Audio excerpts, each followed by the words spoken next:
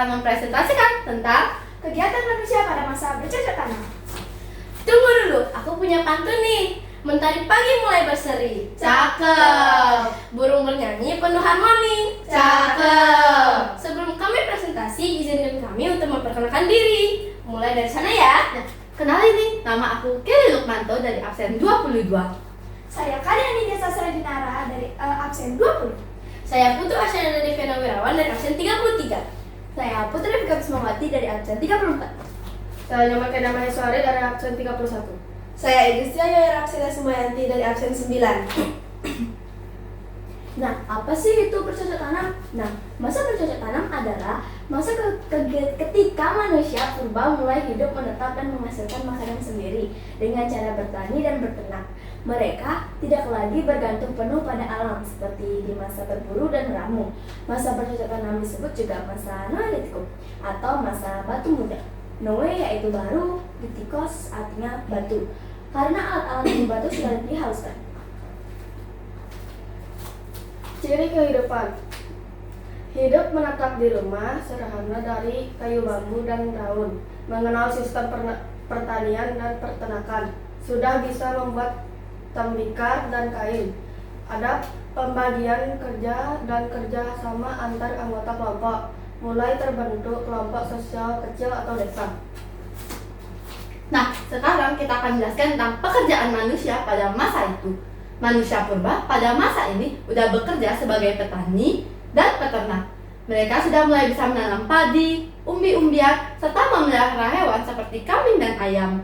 Selain itu, ada juga yang sudah bisa membuat alat batu halus, menenun kain, dan membuat tembikar, serta perhiasan untuk digunakan sehari-hari.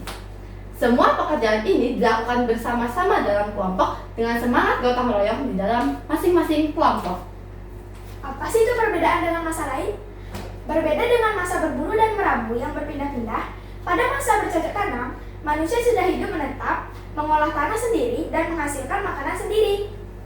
Nah, ada juga bentuk kemodernan dari masa bercocok tanam. Yang pertama, sudah mengenal teknologi sederhana dalam bertani. Yang kedua, memiliki pembagian kerja dan hidup gotong royong.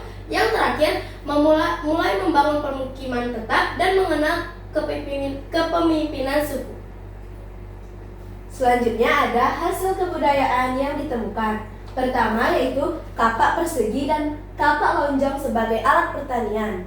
Yang kedua ada tembikar dan gerabah untuk menyimpan makanan. Yang ketiga ada perhiasan batu dan kain tenun. Nah, kepercayaan dan budaya.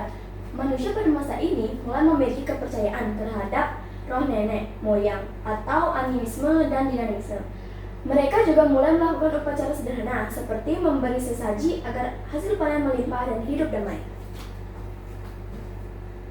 Selanjutnya ada corak kehidupan manusia purba.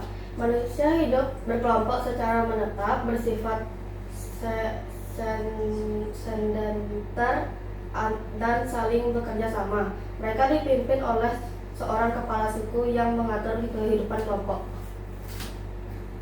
Selanjutnya di sini kita bisa lihat ada foto kan? Kita jelasin nih. Gambar di foto ini memperlihatkan kehidupan manusia pada masa bercocok tanam. Terlihat orang-orang di sana menanam padi dan memberikan makan pada ternak. Mereka juga sudah mulai membuat alat-alat seperti kapak, memasak, dan menyimpan hasil panen di dalam lubang tanah. Rumah mereka sudah beratap daun, menunjukkan mereka sudah bisa hidup menetap dan teratur. Nah, jadi itu dia kegiatan pada masa bercocok tanam. Sekian presentasi dari kami. Terima kasih.